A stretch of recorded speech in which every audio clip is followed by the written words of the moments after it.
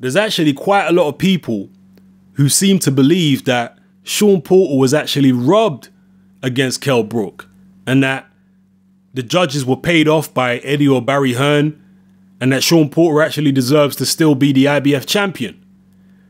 I'm not one of those people. I thought that Kell Brook did win fair and square.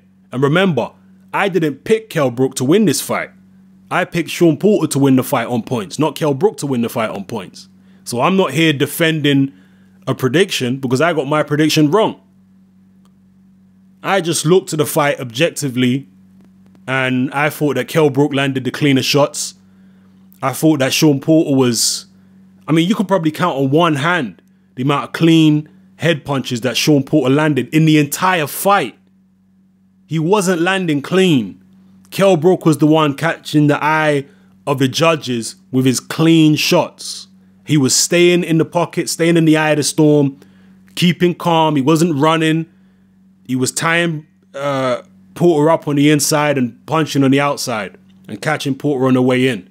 So if you score a fight, and of course you have to, on clean, effective punching, the only variable to that is, did he do enough clean, effective punching to negate or offset or counteract what Shawn Porter did in terms of just pure work rate and bullishness and the scrappiness on the inside? Because Porter's work was so scrappy, a lot of the times you're asking yourself, is this actually work? Can I actually score this?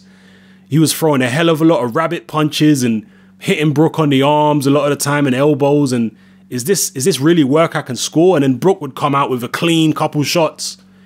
And you'd say, okay, Brook isn't working anywhere near as hard as Porter, but he's the one landing all the clean shots. So you can certainly have a lot of the rounds open to interpretation, but I personally felt that Brook won the fight. If someone else felt that Shawn Porter won the fight, I don't have a problem with that. It was certainly one of them kind of situations. I don't think Brook schooled Porter or anything like that. No, it was a very rough fight for Kell Brook, but I just feel like he did deserve to win with the cleaner shots, and I felt he landed enough of the clean shots to offset what Shawn Porter was doing and legitimately take those rounds. So I didn't see any robbery. I thought Kell Brook did win it. Now, the other point of contention that people are having with the fight is the holding. Now, in terms of the holding, I think people do have a valid case.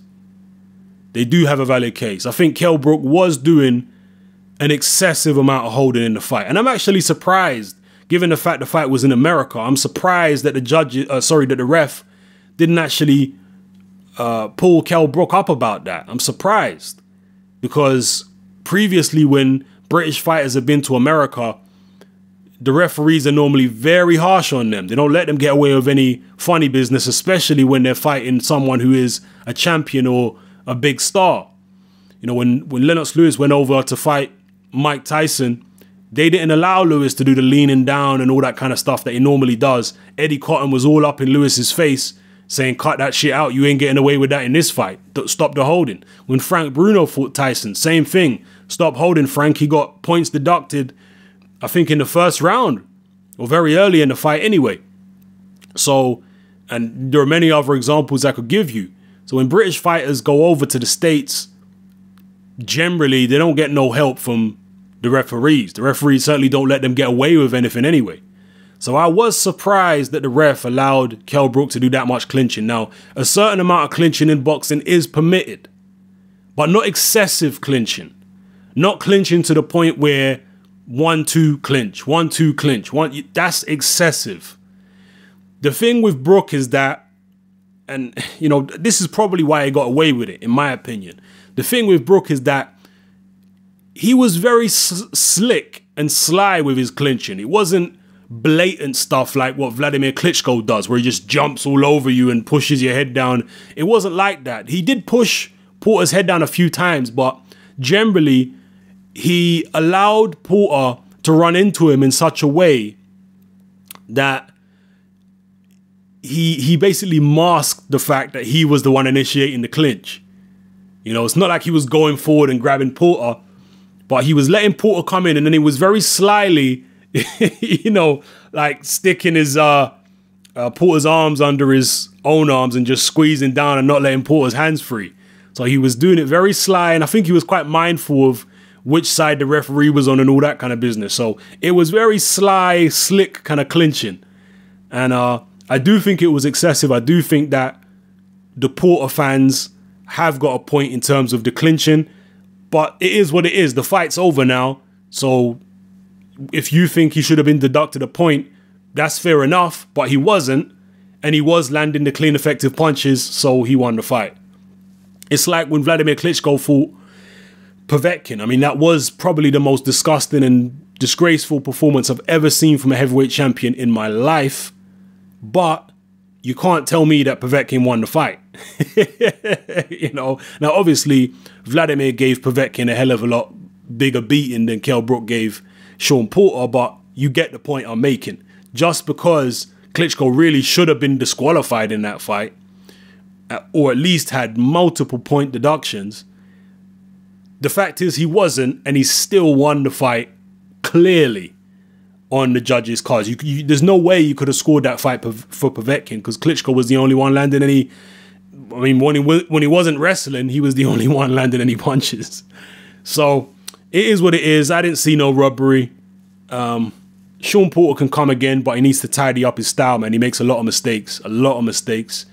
Just the energy needs to be better utilized and focused. At the moment, it just seems to be just random, uncontrolled energy. He needs to be able to focus it a lot better than he does at the moment. You know, come in with a jab, use your head movement, pick your shots. Don't be so, you know, anxious to get big punches on. Like, just pick your shots. It is what it is. I didn't see no robbery. Other people did. Some people, and this actually made me laugh. Some people tried to compare it to Erislandy Lara against Canelo. I mean, please, because they said Lara didn't get the decision against Canelo, but Brook gets the decision against Shawn Porter. What gives? Because the inference is that both Lara and Brook fought the same kind of fight, which is absolute bullshit. Lara ran for his life. Lara would throw one punch, which didn't even land clean, would hit Canelo on the glove, and then he'd run to the other side of the ring. He was running. He was the running man. Brook wasn't running. Brook was staying in there with Shawn Porter. Yeah, he was doing a lot of holding, but he certainly wasn't running. And Brook was landing far more clean shots, tagging Shawn Porter far more cleanly than Lara did against Canelo. And on top of that, Canelo was doing much cleaner work to Lara's body, especially, than anything Shawn Porter did to Kell Brook. Remember, Canelo managed to cut Lara with, I believe it was an uppercut to the head. But yet the cut that Kell Brook suffered was because of a headbutt or a clash of heads. So two totally different performances. Brook's performance included plenty of clean, effective punching, whereas Lara's didn't. You know, totally different, people. Please, let's not get it twisted and let's not be silly. So yeah, drop your comments below. If you feel it was a robbery, please let me know why. What punches did Shawn Porter land? That's what I don't get. He wasn't landing clean, effective punches. So if you want to score all that scrappy rabbit punching and all that kind of stuff that he was doing on the inside, I mean, okay. If you thought it was a close fight and Porter just took it, I can see that. But a robbery? Really? Nah.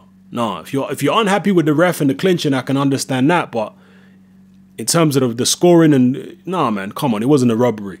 It wasn't a robbery. Anyway, this is Hatman. I'm out.